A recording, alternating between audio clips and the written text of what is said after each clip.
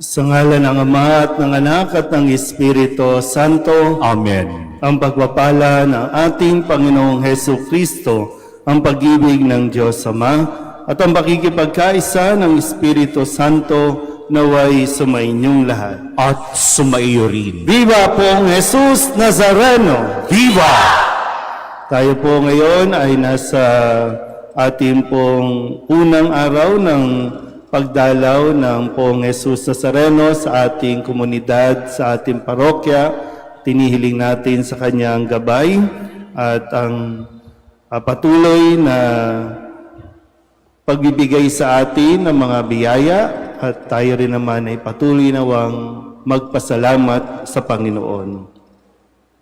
Mga kapatid, aminin natin ang ating mga kasalanan upang tayo'y maging marapat gumanap sa banal na pagdiriwang. Inaamin ko sa makapangyarihang Diyos At sa inyo mga kapatid, lalubha akong nagkasala sa isip, sa salita at sa gawa, at sa aking pagkukulang. Kaya sinasamo ko sa mahal na Birheng Maria, sa lahat ng mga anghel at mga banal, at sa inyo mga kapatid, na ako'y ipanalangin sa Panginoong ating Diyos. Kaawaan tayo ng makapangyarihang Diyos, patawarin tayo sa ating mga kasalanan, at patnubayan tayo sa buhay na walang hanggan. Amen. Panginoon, kaawaan mo kami. Panginoon, kaawaan mo kami. Kristo, kaawaan mo kami. Kristo, kaawaan mo kami. Panginoon, kaawaan mo kami. Panginoon, kaawaan mo kami. Manalangin tayo. Ama naming makapangyarihan, lagi mong dinudulutan ng mga bagong uliran sa kagitingan ang iyong sambayanan. Ipagkaloob mong sa diwa ng obispong si Alfonso Maria na nagmalasakit sa kapwa, aming matapat na masunod ang kanyang mga yapak upang makamtan namin sa langit ang tinanim niyang gantimpala sa pamamagitan ni Jesucristo kasama ng Espiritu Santo magpasawalang hanggan. Amen.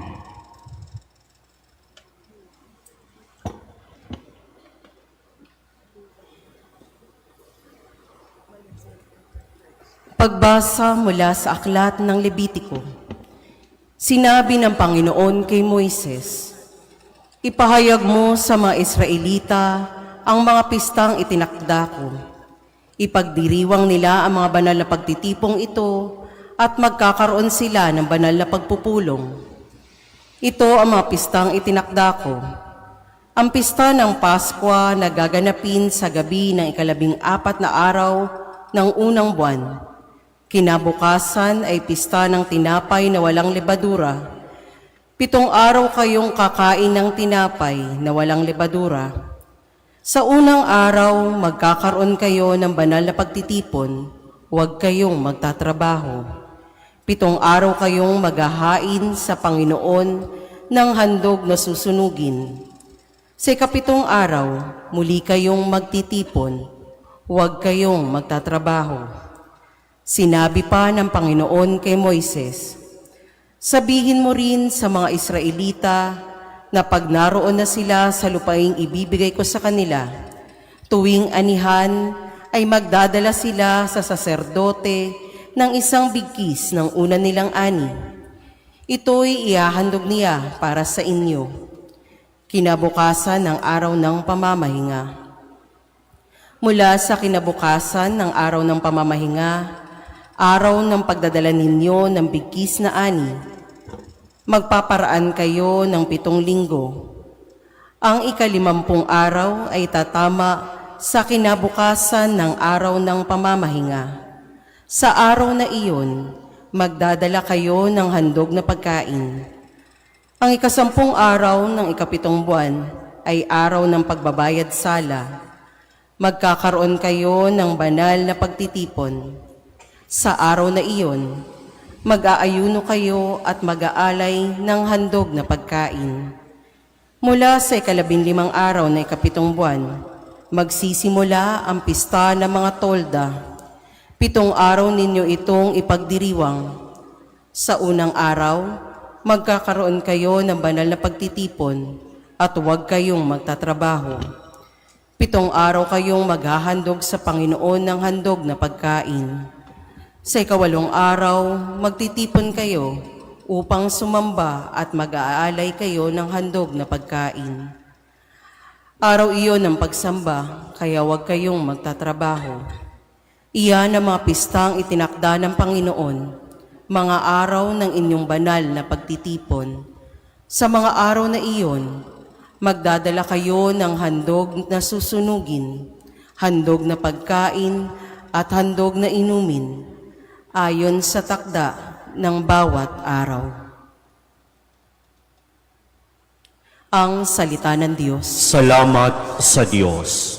Masigla nating awitan ang Diyos nating kaligtasan. Masigla nating awitan ang Diyos nating kaligtasan. Umawit sa saliw nitong pandereta, kasabay ng tugtog ng lira at alpa, hipa ng tambuli tuwing magdiriwang, kung buwan ay bagot nasa kabilugan. Masigla nating awitan ang Diyos nating kaligtasan. Sa bansang Israel, ito yaong utos, batas na ginawa nitong Diyos ni Jacob. Sa mga hinirang ang utos do'y ito, nang sila'y ilabas sa bansang Ehipto. Masigla nating awitan ang Diyos nating kaligtasan. Ang Diyos ay huwag mong paglingkuran. Diyos ng ibang bansay di dapat luhuran. Ako'y Panginoon, ako ang Diyos mo. Ako ang tumubos sa iyo sa Ehipto. Masigla nating awitan ang Diyos nating kaligtasan. Magsitayo po ang lahat.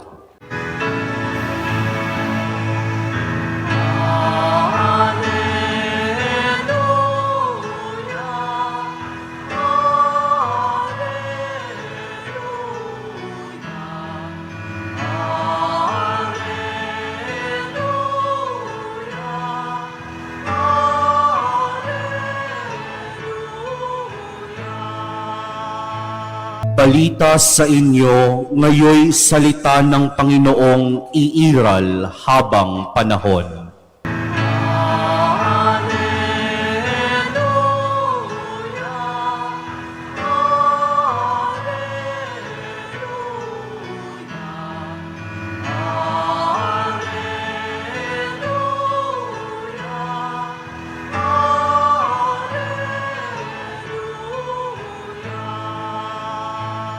Sumainyo ang Panginoon. At sumaiyo rin. Ang mabuting balita ng Panginoon ayon kay San Mateo. Papuri sa iyo, Panginoon.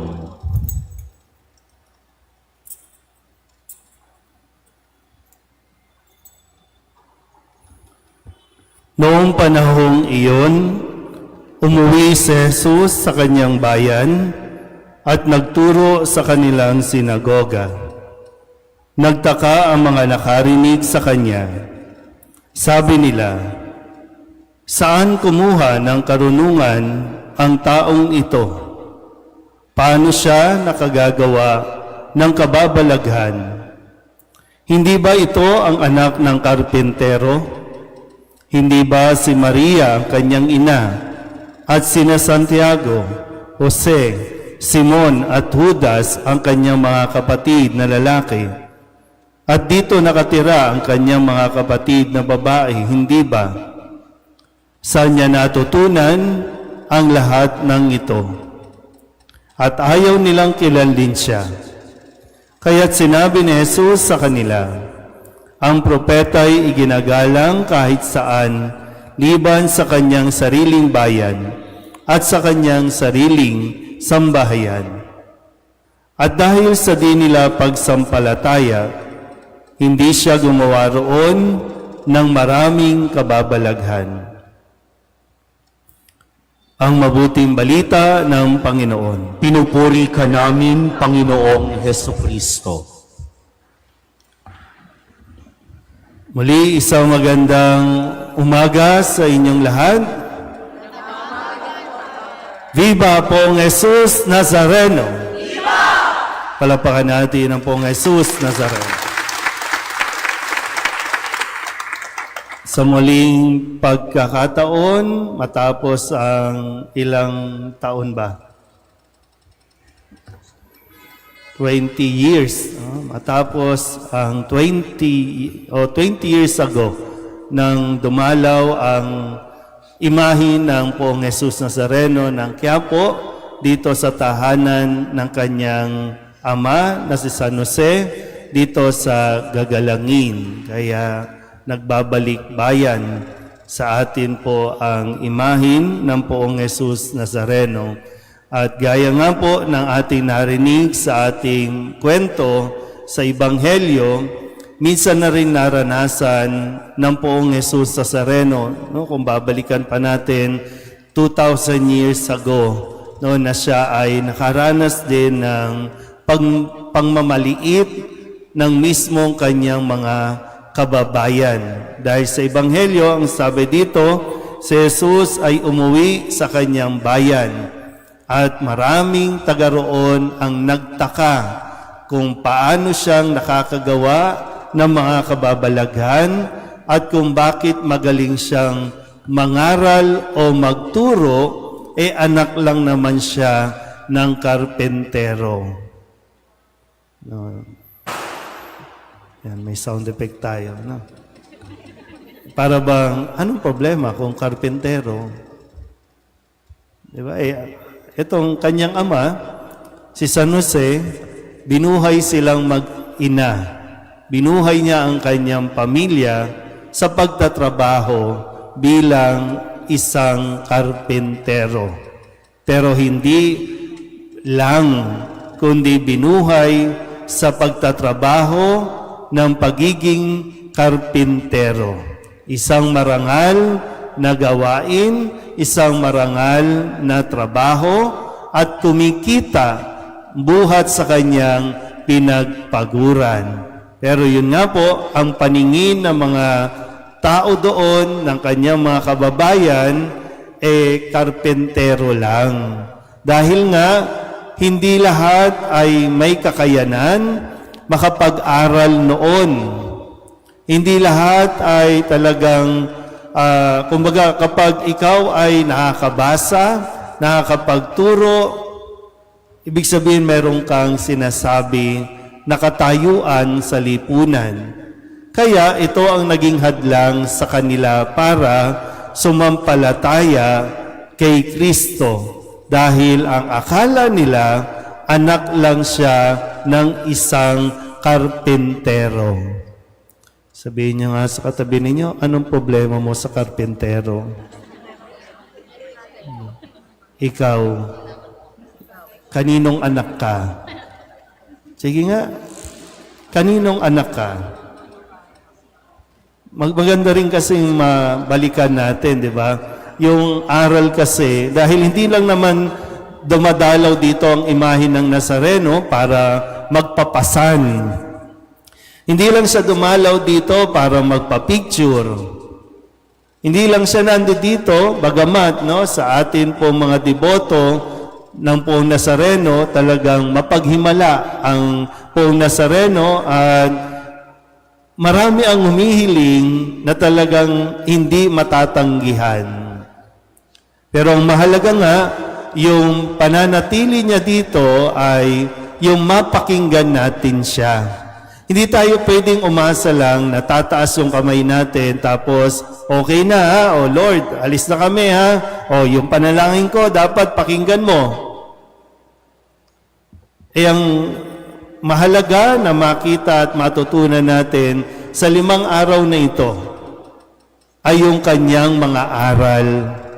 Dahil kung gusto mong sumakses sa mundong ito, huwag kang umasa sa himala. Kung gusto nating sumakses sa mundong ito, matuto tayo mismo sa karanasan ni Kristo. Kaya nga, ngayon, kung sabi nila ang Poong Nazareno ay anak lang ng karpentero, o ay ano ngayon? Naging hadlang ba yun para marating ni Kristo ang mga narating niya na kung tutuusin. Kung papansinin niya ang mga sinasabi ng mga kababayan niya na paano siya nakakagawa niyan, anak lang ng karpentero. Kung magpo-focus siya doon, malamang kung sa panahon natin ngayon, ang sasabihin natin, nakaka-depress naman. At yan ang madalas, at yan ang kadalasang ginagamit natin ngayon.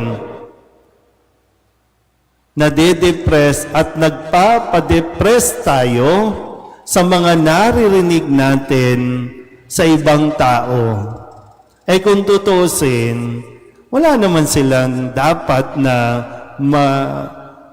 maitutulong na mabuti sa iyo. Bagamat, pwede kang ma-challenge, pwede mong tingnan ang anumang mga negative comments na binibigay sa iyo para mas palakasin mo ang iyong sarili.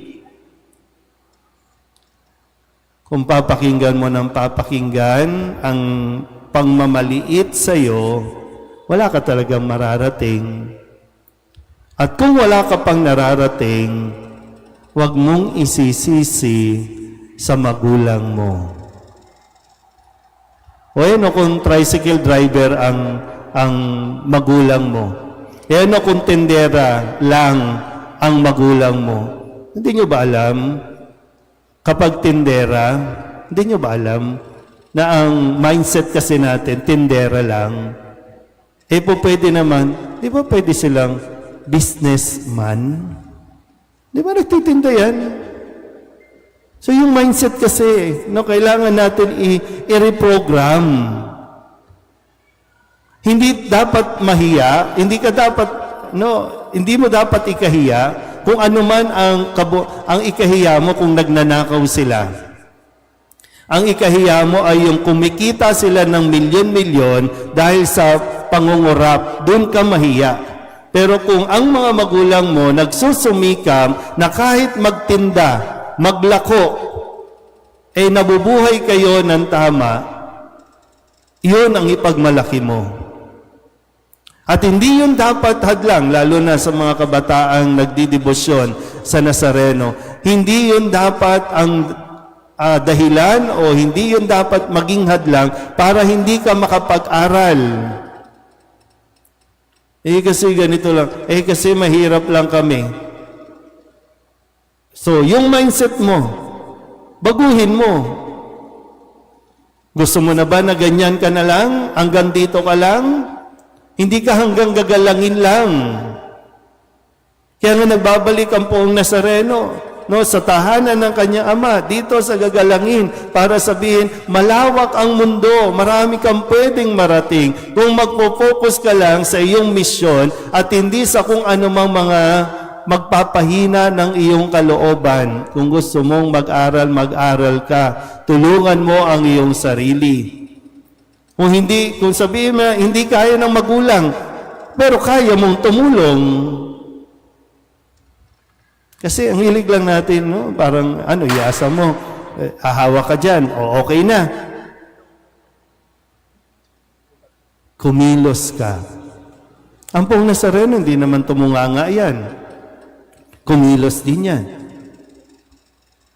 Kaya nakarating sa iba't ibang lugar. Hindi para magwalwal, kundi para maghatid ng mabuting balita at sa kanyang paglalakbay, doon niya pa mas nakilala ang kanyang sarili at kung ano ang magagawa niya para sa iba. Mahirap yung mahirap yung puro tayo drama sa buhay. Sabihin niyo nga sa katabi ninyo, bawasan mong pag-i-emote. Emote ng emote. Ano ini-emote mo? Yung mga di ba? Ang ini-emote mo lang naman kung ano yung mga sinasabi sa iyo. Kilala mo naman kung ang iyong sarili. Kung hindi mo man kilala, bakit hindi mo subukang kilalanin na may magagawa ka pang higit na mabuti sa inaakala mo ngayon. Hindi ka lang pang dyan. Di ba? May malaki ka. May potentials ka. Ha? May talento ka, gamitin mo. Sa kung anumang misyon na binibigay sa atin ng Diyos. Kaya sana po, no? Mamaya, sa paglapit ninyo sa Poong Jesus Nazareno, yun ang isang biyaya na hingin mo. Yung magkaroon ka ng lakas ng loob na sumabak sa mundong ito, suungin mo.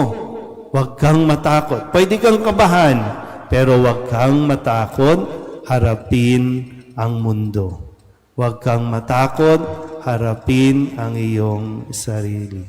Kasama mo lagi ang Poong Jesus Nazareno. Sabihin niyo nga sa katabi ninyo, kaya mo yan. Mga kabataan na naririto, ha?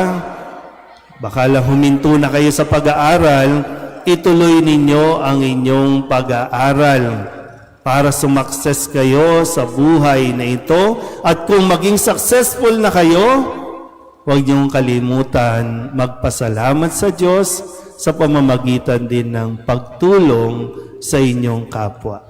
Amen? Palapakan natin ang Poong Jesus Nazareno. Magsitayo ang lahat. Tinanggihan si Jesus ng sarili niyang mga kababayan. May pananalig natin tanggapin siya bilang ating Panginoon at tagapagligtas. Ang ating itutugon, Panginoon, dinggin mo ang aming panalangin. Panginoon, dinggin mo ang aming panalangin.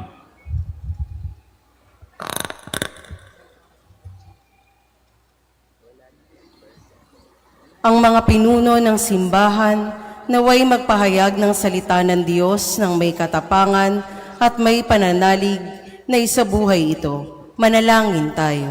Panginoon, dinggin mo ang aming panalangin. Tayo naway mapalakas sa maalab at walang takot na pagpapahayag ng mensahe ng Ebanghelyo sa ating tahanan at kapitbahayan.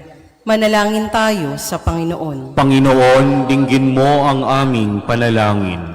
Ang mga misyonero naway maging mapagtiis at huwag manghina ang kalooban sa paghahasik ng mensahe ng Diyos sa mga lugar na hindi pa tumatanggap nito.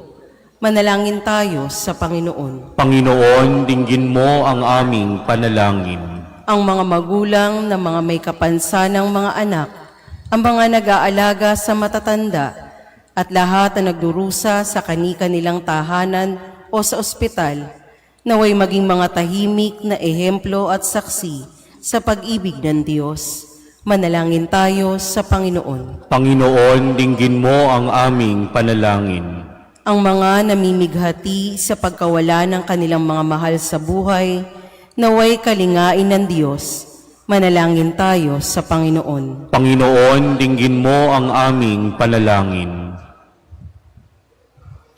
Idulog din natin sa Panginoon ang ating mga personal na kahilingan at mga panalangin para sa ating mga pamilya. Kasama din ang mga kahilingan ng mga nanonood sa online. Lahat ng mga misang pasasalamat, special na intensyon, agarang paggaling ng mga may sakit, at ang lahat ng mga kaluluwa na inihiling na ipagdasal sa misang ito.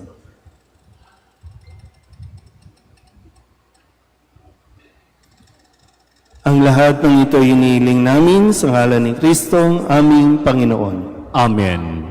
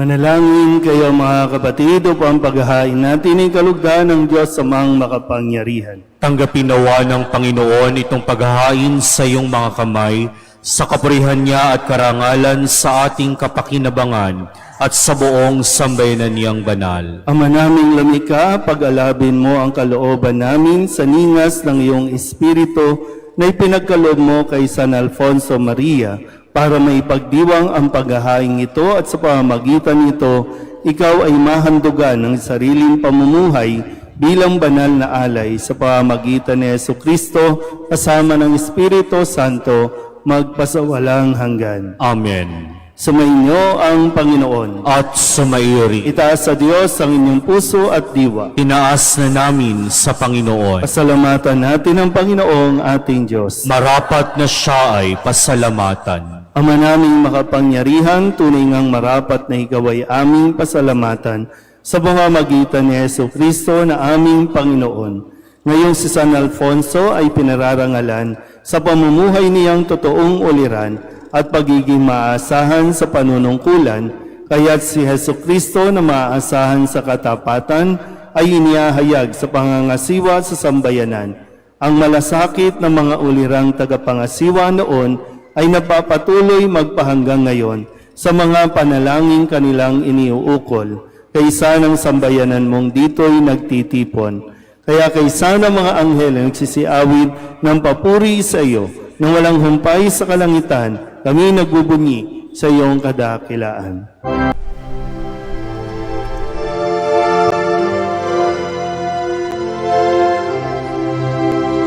Santo, Santo, Santo, Panginoong Diyos makapangyarihan, napupuno ang langit at lupa ng kalwalhatian mo. Hosana sa kaitaasan, pinagpalang na paririto sa ngalan ng Panginoon. Hosana sa kaitaasan.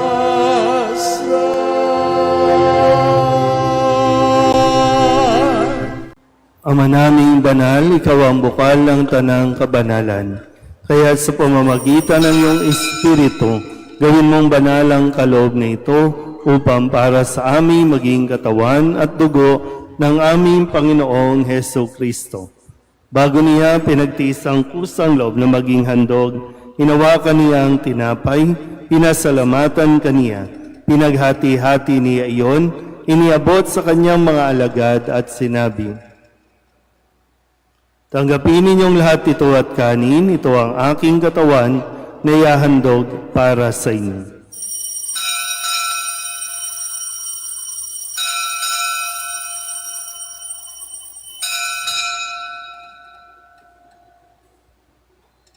Gayun din naman nung matapos ang hapunan, hinawakan niya ang kalis, muli kaniyang pinasalamatan. Iniabot niya ang kalis sa kanyang mga alagad at sinabi, "Tanggapin ninyong lahat ito at inumin. Ito ang kalis ang aking dugo ng bago at walang hanggang tipan.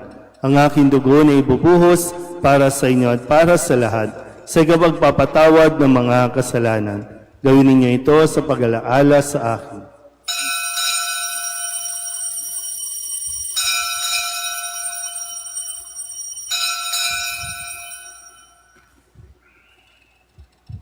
Ipagbunyi natin ang misteryo ng pananampalataya.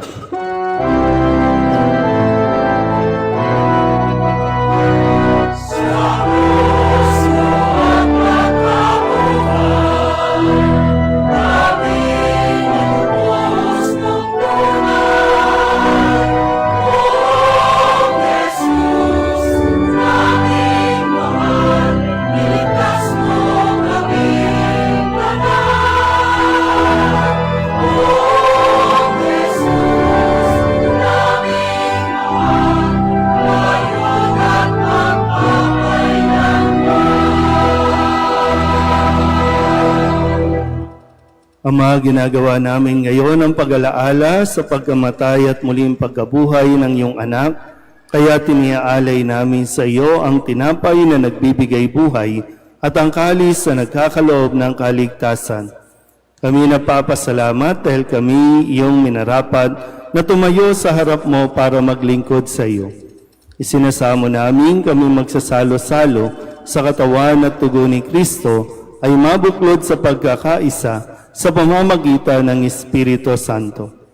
Ama, lingapin mo ang iyong simbahang laganap sa buong daigdig. Puspusin mo kami sa pag-ibig, kaysa ni Leon na aming Papa at ni Jose na aming Obispo at ng Tanang Kaparian.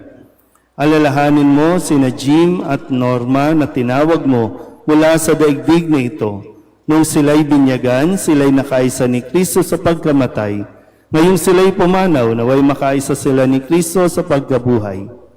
Alalahanin mo rin ang mga kapatid naming nahimlay na may pag-asang sila'y muling mabubuhay, gayon din ang lahat ng mga pumanaw.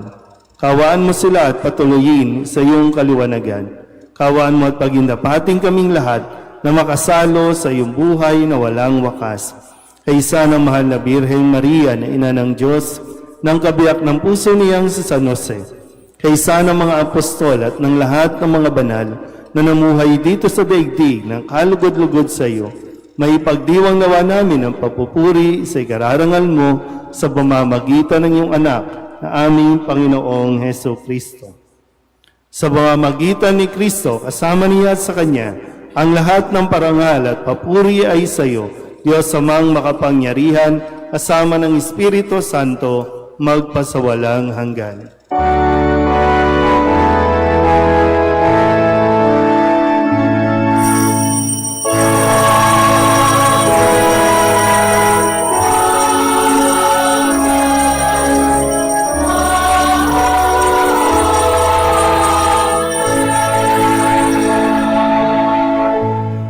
Sa tagabili ng mga nakagagaling na utos at turo ni Jesus sa Panginoon natin na Diyos, ipahayag natin ang lakas loob.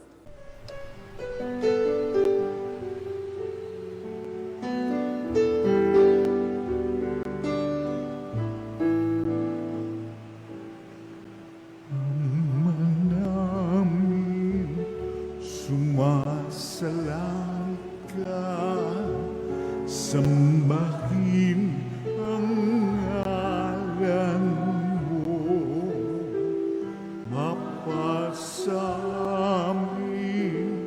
ang kaharian mo, sundin ang loob mo dito sa lupa para nang sa langit. Bigyan mo po kami ngayon ng aming kakanin sa araw-araw at patawarin mo kami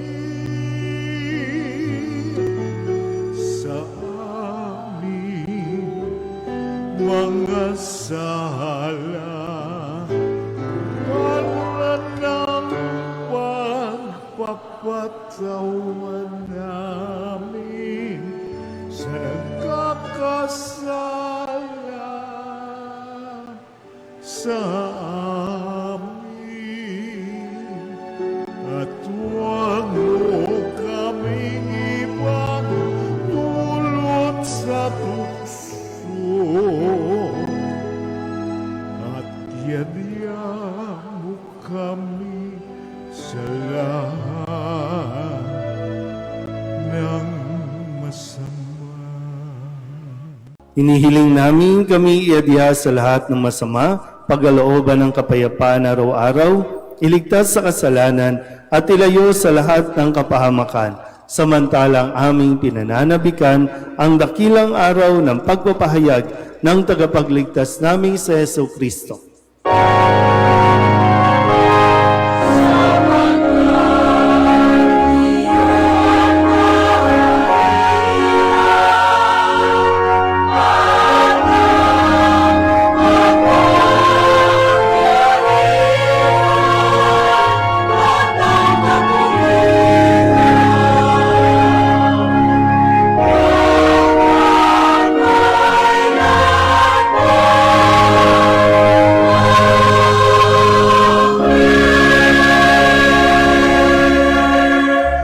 Panginoong Heso Kristo, sinabi mo sa iyong mga apostol, kapayapaan ang iniiwan ko sa inyo, aking kapayapaan ang binibigay ko sa inyo. Tunghayan mo ang aming pananampalataya at huwag ang aming mga pagkakasala. Pagkalooban mo kami ng kapayapaan at pagkakaisa ayon sa iyong kalooban, kasama ng Espiritu Santo, magpasawalang hanggan. Amen. Ang kapayapaan ng Panginoon ay laging sumainyo. At sumaiyo rin. Magbigayan po tayo ng kapayapaan sa isa't isa.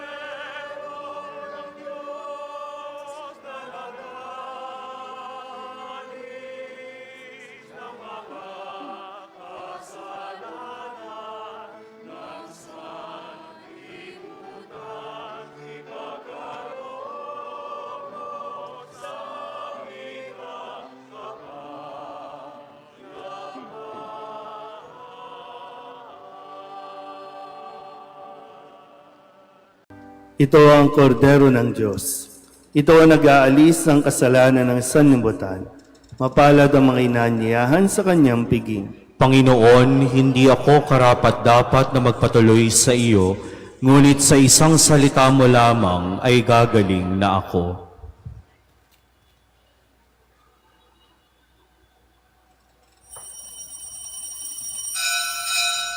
Ang pagtanggap ng banal na komunyon ay alinsunod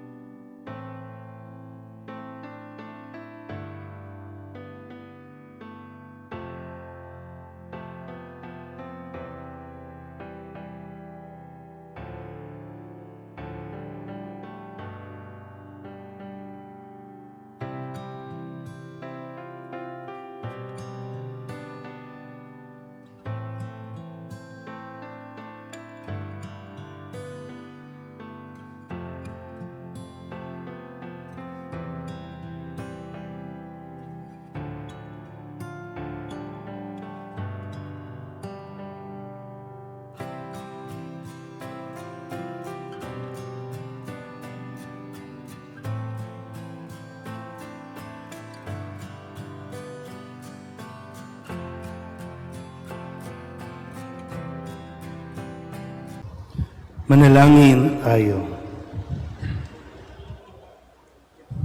Ama naming mapagmahal, binigyan mo ng pagkakataon si San Alfonso Maria para matapat na gumanap at maglahad ng paghahain ng pakikinabang.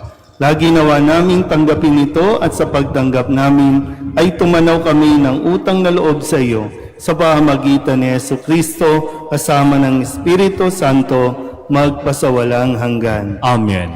Aalalayan po kayo ng mga balangay at ng ating mga ihos para po sa pila ng pahalik. Yung mga gusto pong magpunas ng panyo o malik sa Nazareno, dito po ang pila. No? Pakisabi po sa inyong mga kakilala at mga kaibigan na naririto po sa tahanan ni San Jose ang imahe ng Nazareno. Makadalo din nawa sila sa misa at makabisita po sa Nazareno. Sumainyo ang Panginoon At sumayo rin. at pagpalain kayo ng makapangyarihang Diyos, Ama at Anak at Espiritu Santo. Amen. Tapos sa banal na misa, umayo tayo sa kapayapaan ni Kristo. Salamat sa Diyos.